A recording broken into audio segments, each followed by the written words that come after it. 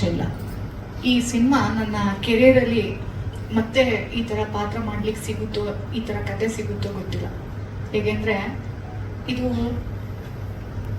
ತುಂಬಾ ಒಳ್ಳೆ ಸಿನಿಮಾ ಆಗುತ್ತೆ. ಅದನ್ನ ಮಾಡ್ಬೇಕಾಗಿರೋ ಜವಾಬ್ದಾರಿ ನಿಮ್ದು. ಯಾಕೆ ಈ ಸಿನಿಮಾ ನನಗೆ ತುಂಬಾ ಸ್ಪೆಷಲ್ ಅಂದ್ರೆ, ನಾವು ಪಾತ್ರಧಾರಿಗಳು ಸಿನಿಮಾ ನೋಡೋರು ಸ್ವಲ್ಪ ಕ್ಲೀಶೆಗೆ ಹೋಗ್ಬಿಟ್ಟಿದೀವಿ, ಸ್ಟೀರಿಯೋ ಟೈಪ್ ಅಲ್ಲಿ ಬದುಕ್ತಿದೀವಿ.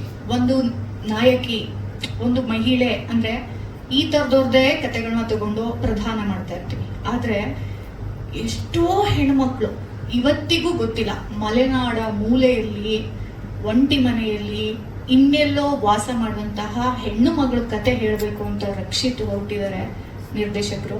ಇಷ್ಟೋ ಸಿನಿಮಾಗಳು, ಅವರ ಕಥಾ ಪುಸ್ತಕಗಳು ಯಾವಾಗ್ಲೂ ಕಾಡ್ ಮೇಲಿತ್ತು, ಪರಿಸರದ ಮೇಲಿತ್ತು. ಈಗ ಹೆಣ್ಣಿನ ಬಗ್ಗೆ ಅವರು ಯೋಚನೆ ಮಾಡಿದ್ ನೋಡಿ ನನಗೆ ಮೊದಲು ತುಂಬಾ ಖುಷಿಯಾಗಿದ್ದು ರಕ್ಷಿತ್ ಅವರ ಯೋಚನೆಗೆ. ಶೈಲಾ ಅನ್ನೋ ಪಾತ್ರ ಕಟ್ಟಿ, ಆ ಶೈಲಾ ಅನ್ನೋ ಪಾತ್ರದ ಸುತ್ತ ಒಂದು ಸಿನಿಮಾ ನೋಡಿ ಬೇಡ ಹೆಚ್ಚು, ಶೈಲಾ ಒಬ್ಬಳೆ ತಲೆಯಲ್ಲಿರ್ಲಿ.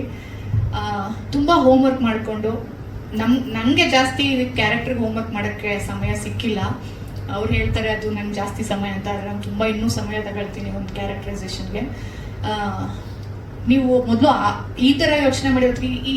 ಈ ಸಾಲೆ ನೋಡಿ, ಇಷ್ಟು ಜನ ಗಂಡು ಮಕ್ಳ ಪೈಕಿ ನಾನು ಒಬ್ಬಳೆ ಹುಡುಗಿ ಕೂತಿರೋಳು. ಆದ್ರೆ ನಾನು ಕಂಫರ್ಟಬಲ್ ಆಗಿದ್ದೀನಿ, ಯಾಕಂದ್ರೆ ನಾವು ರಂಗಭೂಮಿಯವರು, ನಾವು ತುಂಬಾ ಟ್ರಾವೆಲ್ ಹಿಂಗೆ ಮಾಡ್ತೀವಿ, ಕಂಫರ್ಟಬಲ್ ಆಗಿ ಇರ್ತೀವಿ. ಆದ್ರೆ ಇಡೀ ಸಿನಿಮಾದಲ್ಲೂ ಕೂಡ ಶೈಲಾ ಅನ್ನೋ ಒಂದು ಕತೆ ಹೇಳಕ್ಕೆ ಎಷ್ಟು ಪುರುಷ ಪ್ರಧಾನ ಪಾತ್ರಗಳು ಬರುತ್ತೆ, ಎಷ್ಟೆಲ್ಲ ವ್ಯವಸ್ಥೆ ಬರುತ್ತೆ ಅನ್ನೋದನ್ನ ಎಷ್ಟು ಚೆನ್ನಾಗಿ ಕಟ್ಕೊಟ್ಟಿದ್ದಾರೆ ಅಂತ ಅಂದ್ರೆ, ಅಲ್ಲೂ ಕೂಡ ಶೈಲಾ ಪಾತ್ರ, ಅಲ್ಲೂ ನನ್ನ ಸೆಟ್ ಅಲ್ಲಿ ಹೆಚ್ಚು ಹೆಣ್ಮಕ್ಳು ಇಲ್ದಿರೋ ಸೆಟ್ಟು ಅಂತಾನೂ ನನಗೆ ಫೀಲ್ ಆಗ್ಲಿಲ್ಲ. ಕತೆ ಎಲ್ಲ ಸಿನಿಮಾ, ಈ ಸಾಗರ್ ಸರ್ ಇಂದ ಹಿಡಿದು ಸಂಪತ್ ಸರ್, ಅಶ್ವಿನ್ ಸರ್ ಅವ್ರಿಗೂ ಕೂಡ ಪಾತ್ರ, ಮಳೆ, ಮೋಡ ಇದ್ರ ಜೊತೆನೆ ಎಲ್ಲ ಟ್ರಾವೆಲ್ ಮಾಡಿರೋದು. ನಿಜವಾದ ಮೋಡ ಜೊತೆನೆ, ನಿಜವಾದ ಮಳೆ ಜೊತೆನೆ ನಾವು ಟ್ರಾವೆಲ್ ಮಾಡಿದೀವಿ. ಹೇಗೆ ಅಂದ್ರೆ ನನ್ನ ಪಚೀತಿ ಆಕ್ಟರ್ ಅದು ಹೇಗೆ ಅಂದ್ರೆ, ಸಿಂಗ್ ಸೌಂಡ್ ಅಲ್ಲಿ ಮಾಡ್ತಿದ್ದಾರೆ. ಮಳೆ ಬೇಕು ಸಾಗರ್ ಸರ್ಗೆ, ಆಕ್ಷನ್ ಹೇಳ್ತಾರೆ, ಆಕ್ಷನ್ ಹೇಳೋದು ನಾವು ಟೇಕ್ ಮಾಡೋಷ್ಟ್ರಲ್ಲಿ ಮಳೆ ನಿಂತೋಗ್ಬಿಡುತ್ತೆ, ನಮ್ ಮರ್ತೋಗ್ಬಿಡುತ್ತೆ. ನಾವು ಸ್ವಲ್ಪ ಮೆಥಡ್ ಆಕ್ಟ್ರು, ಹೋಗ್ಬಿಡುತ್ತೆ, ಫ್ಲೋ ಹೋಗ್ಬಿಡುತ್ತೆ. ಬೇಡ, ಕಷ್ಟ, ಯಾರಿಗೆ ಹೇಳೋದು ನಮ್ ಕಷ್ಟನ.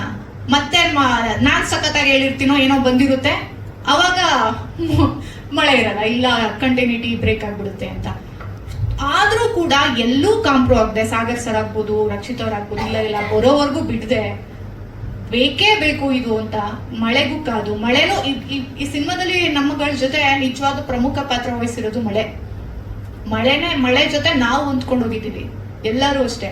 ಸೊ ಮಳೆನೂ ಸಹ ನಮ್ಗೆ ಸಪೋರ್ಟ್ ಮಾಡಿ, ಒಂದು ಮಳೆ ಹೆಸರಿಂದನೇ ಈ ಟೈಟಲ್ ಶುರು ಆಗ್ತಿದೆ ಅಂತಂದ್ರೆ ಮಳೆನೂ ಕೂಡ ಒಂದು ಪಾತ್ರ. ಅಲ್ಲೂ ಕೂಡ ಒಂದು ಪರಿಸರನ ಹೇಳ್ತಾ ಇದ್ದಾರೆ, ಮೋಡ ಮಳೆ. ಅದ್ರ ಜೊತೆ ಒಂದು ಹೆಣ್ಣನ್ನ ಈ ಸಿನಿಮಾದಿಂದ ತಂದಿದ್ದಾರೆ.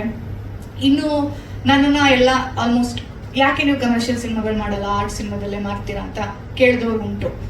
ನನಗೆ ಸಿನಿಮಾ ಮಾಡ್ಬೇಕು, ಸಿನಿಮಾದಲ್ಲಿ ಒಳ್ಳೊಳ್ಳೆ ಪಾತ್ರಗಳನ್ನ ಮಾಡ್ಬೇಕು. ಒಳ್ಳೆ ಪಾತ್ರಗಳು ಅಂತಂದ್ರೇನು, ಅವಿತುಕೊಂಡಿರುವಂತಹ ಒಂದಷ್ಟು ಹೆಣ್ಣು ಮಕ್ಕಳ ಕತೆಗಳನ್ನ ನಾನು ನಟಿಯಾಗಿ ಹೇಳಬೇಕು. ಇದು ನಟಿಯಾಗಿ ನನಗಿರುವ ಒಂದು ದಾಹ. ಇದು ಎಲ್ಲಾ ನಿರ್ದೇಶಕರಿಗೂ ಇರುತ್ತಾ?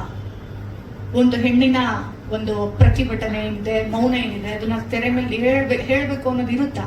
ಅದು ರಕ್ಷಿತ್ ಅವರಿಗಿತ್ತು. ನನಗೆ ಸ್ಕ್ರೀನ್ ಪ್ಲೇ ಕತೆನೆ ಈ ಸಿನಿಮಾ ನಾನು ಮಾಡ್ತೀನಿ, ಬೋಲ್ಡ್ ಅಂತ ಹೇಳಿದ್ರಿ, ಅದು ನಿಮ್ಗಿರ್ಲಿ ಅನ್ಸ್ಬೋದು. ಆದ್ರೆ ಇಡೀ ಸಿನಿಮಾ ನೋಡಿದ್ರೆ ಒಂದು ಕತೆ ನನ್ಗೆ ಇಷ್ಟ ಆದ್ರೆ, ಆ ಪಾತ್ರ ಇಷ್ಟ ಆದ್ರೆ, ಹೌದು ಈ ತರ ಹೆಣ್ಮಕ್ಳು ಪಾತ್ರ ನಾವು ನಟಿಯಾಗಿ ಮಾತಾಡ್ಬೇಕು, ನಟಿಸ್ಬೇಕು ಅಂತಿದ್ರೆ ಎಲ್ಲಾ ರಿಜಿಡ್ನೆಸ್ನು ಆಚೆ ಆಗ್ಬಿಡ್ತೀವಿ. ನಾವು ಆಕ್ಟರ್ ನಾವು ಈ ಫೀಲ್ಡಿಗೆ ಬಂದಿದ್ದೀವಿ ಅಂದ್ರೆ ನಾವು ಮಾತಾಡ್ಬೇಕು ಪಾತ್ರದ ಮೂಲಕ. ಅದು ಪ್ರಾಮಾಣಿಕವಾಗಿ, ಯಾವುದೇ ವಲ್ಗರ್ ಇಲ್ಲ, ಕ್ಲೀಶೆ ಇಲ್ಲ.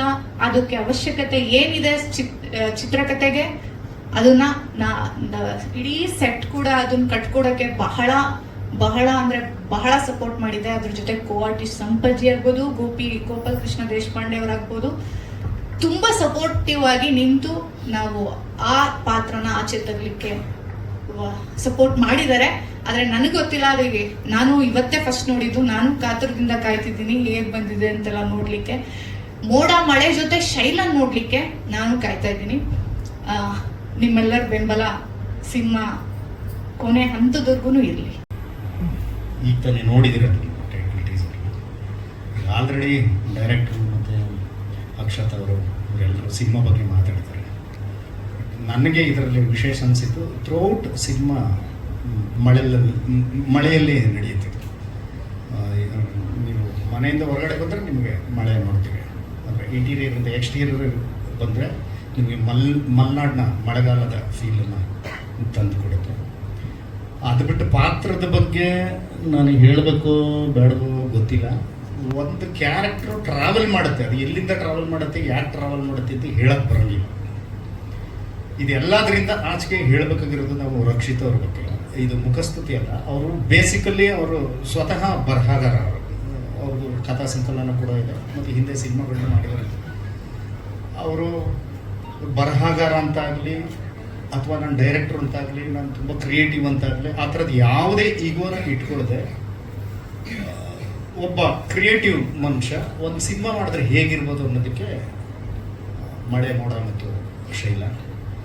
ಇಲ್ಲಿ ಹೆಚ್ಚಿಗೆ ನನಗೇನು ಹೇಳೋಕ್ಕೆ ಗೊತ್ತಾಗಲ್ಲ. ನನಗೆ ಒಂಥರ ಸ್ಕ್ರಿಪ್ಟ್ ಕೊಟ್ಟು ಕ್ಯಾಮ್ರಾ ಮುಂದೆ ಆ್ಯಕ್ಷನ್ ಅಂದಾಗ ಮಾತ್ರನೇ ನಾವು ಕಾನ್ಫಿಡೆಂಟಾಗಿ ಮಾತಾಡ್ತೀವಿ. ಇನ್ನು ಭಾಷಣ ಮಾಡಿ ಇದ್ದರೂ ಸ್ವಲ್ಪ ಕಷ್ಟ ಆಗುತ್ತೆ.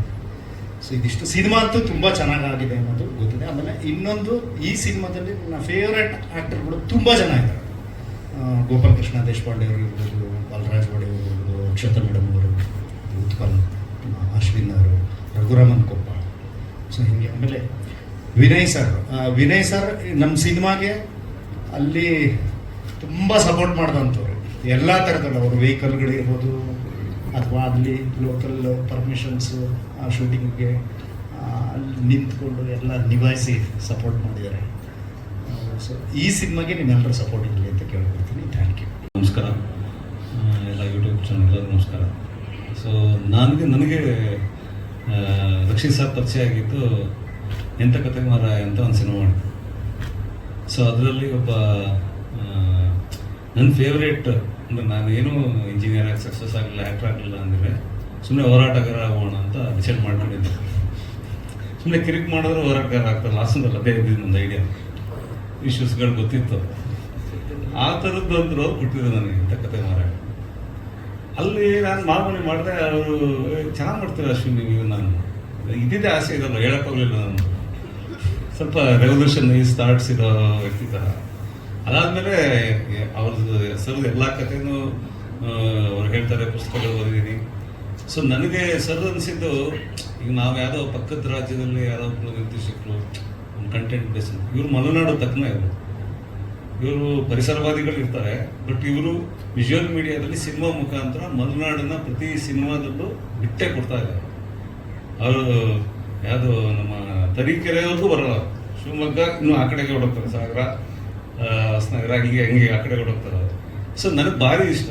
ಅಂದರೆ ಒಂದು ಈಗ ನಮಗೆ ಸಿನಿಮಾ ಅಂದ ತಕ್ಷಣ ಬೆಂಗಳೂರು, ಅದೇ ಬಿಲ್ಡಿಂಗು, ಅದೇ ಮಾಲು, ಅದೇ ಬೇಜಾರಾಗೋಗ್ಬಿಟ್ಟಿದೆ. ಅಂದರೆ ಅಲ್ಲಿರೋ ಒಳಗಡೆ ಒಂದು ಕತೆ, ಈ ಥರ ಸಿನಿಮಾಗಳನ್ನ ಇವರೆಲ್ಲ ನೋಡಿದಾಗ ನಮಗೆ ನಮ್ಮೂರ ಕಥೆಗಳು, ನಮ್ಮೂರಿಂದ ಒಂದು ಕಥೆಗಳಿರ್ತಾರೆ, ಎಲ್ಲ ಊರಿಗೂ ಒಂದು ಕಥೆ ಇರುತ್ತೆ, ಅವೆಲ್ಲ ಬರುತ್ತೆ. ಸೊ ಈ ರೀತಿ ನನಗೆ ಇದಕ್ಕಂತೂ ನನಗೆ ತಾಂಬೂಲ ಕೊಟ್ಟಂಗೆ ತಟ್ಟೆಲ್ಲ ಕೊಟ್ಟಿದ್ರು ನನಗೆ ಸರ್. ನೀನು ಯಾವ ಪಾತ್ರ ಬೇಕು ಅದು ಮಾಡುವಂತ. ಬೇರೆ ಸಿನಿಮಾಗಳು ಡೇಟು ಲುಕ್ಕು ಇಂದ ಕೊನೆಗೆ ದಕ್ಕಿದೆ. ಬಟ್ ಏನಂದರೆ ಹೂವಿನಿಂದ ನಾರಿಸುವಾಗ ಅಂದಾಗೆ ನಾನು ರಕ್ಷಿತ್ ಸರ್ ಜೊತೆ ಕೊಡ್ಲಿ ಬಿಡ್ಲಿ ಬಿಡಲ್ಲ. ಯಾಕೆಂದ್ರೆ ಅವ್ರ ಸಿನಿಮಾದಲ್ಲಿ ನಾನು ಇರಬೇಕು. ಯಾಕೆಂದರೆ ಅವರು ವಿಷಯದ ಮೇಲೆ ಮಾತಾಡ್ತಾರೆ ಯಾವಾಗ. ಸೊ ಆ ವಿಷಯದ ಮೇಲೆ ಮಾತಾಡಿದಾಗ ಪಾತ್ರಗಳು ಹೆಚ್ಚು ಮಾತಾಡೋದು, ಚಿಕ್ಕದಾಗಲಿ ದೊಡ್ಡದಾಗಲಿ. ಕೆಲವು ಸುಮ್ಮನೆ ಏನು ಬರೆಯಲ್ಲ, ಸುಮ್ಮನೆ ಬಂದ ಸುಮ್ಮನೆ ಇಲ್ಲ ಇರೋಲ್ಲ, ಅದಕ್ಕೊಂದು ಅರ್ಥ ಇರುತ್ತೆ. ಸರ್ ಹೇಳ್ದಂಗೆ ತುಂಬ ಡೀಪ್ ಸ್ಟಡಿ ಮಾಡಿರ್ತಾರೆ, ಆಮೇಲೆ ತುಂಬ ಕಾಡಿಸುತ್ತಾರೆ. ಸೊ ಹಾಗಾಗಿ ನನಗೆ ಅವ್ರು ಇಷ್ಟ. ಸೊ ಈ ಸಿನಿಮಾದಲ್ಲಿ ಎಲ್ಲ ನನ್ನ ಫೇವ್ರೇಟ್ ಆ್ಯಕ್ಟರ್ಸು. ಸಂಪತ್ ಸರ್ ಜೊತೆ ನಾನು ಕವಲುದಾಗಿ ಮಾಡಿದ್ದೆ. ಅದು ನನ್ನ Asian days of acting engineering ಬಿಟ್ಟು ಬಂದಾಗ ಅವರು ಕವಲುದಾರಿ ನೋಡಿದ್ರೆ ಗೊತ್ತಾಗುತ್ತೆ ಸರ್ ಏನು ಅಂತ. ಇನ್ನು ಬಲ ಸರ್ ಇರ್ಬೋದು, ಅಕ್ಷತಾ ಮೇಡಮ್ ಅವ್ರ ಜೊತೆನೂ ಒಂದು ಸಿನಿಮಾ ಮಾಡಿದ್ದೀನಿ ನಾನು, ನಾವು ಅವರೇನೆ, ಆ ಒಂದು ನೋಟು. ಬಟ್ ಅದು ತೆರೆ ಮೇಲೆ ಬಂದಿಲ್ಲ ಇನ್ನು. ಉತ್ಪಲ್ ಅವ್ರ ಜೊತೆ ಅಲ್ಲೇ ಫ್ರೆಂಡ್ ಆಗಿದ್ದು. ಸೊ ಸರ್ ಒಳ್ಳೆ ರೈಟ್ರು ಇವರು ಕೂಡ. ಇವರು ಅಂಕಣಕಾರರು, ವಿಜಯ ಕರ್ನಾಟಕದ ಕಲಿಕರು ಸರ್. ಸೊ ಇನ್ನು ರಘುರಾಮನ ಕೊಪ್ಪ, ಗೋಪಿ ಸರ್ ಎಲ್ಲ ಫೇವ್ರೇಟ್ ಸರ್, ಬಲ ಸರ್ ಎಲ್ಲ. ಇನ್ನು ಅಕ್ಷಯ್ ಸರ್ ಜೊತೆ ಅಂತೂ ನಾನು ಸಿನಿಮಾದ ಜಗಳ ಆಡ್ತಿರ್ತೀವಿ ನಾವು ಆ್ಯಕ್ಚುಲಿ. ಆ ಸಿನಿಮಾ ಹಂಗೆ ಕಟ್ ಮಾಡಬೇಕಿತ್ತು, ಹಿಂಗೆ ಕಟ್ ಮಾಡಬೇಕಿತ್ತು ಅಂತ. ಸೊ ಎಲ್ಲ ಒಂದು ತಂಡ, ಸಾಗರ್ ಸರು ಇಲ್ಲಿಂದಾನೆ ಪರಿಚಯ ಆಗಿದ್ದು. ಸೊ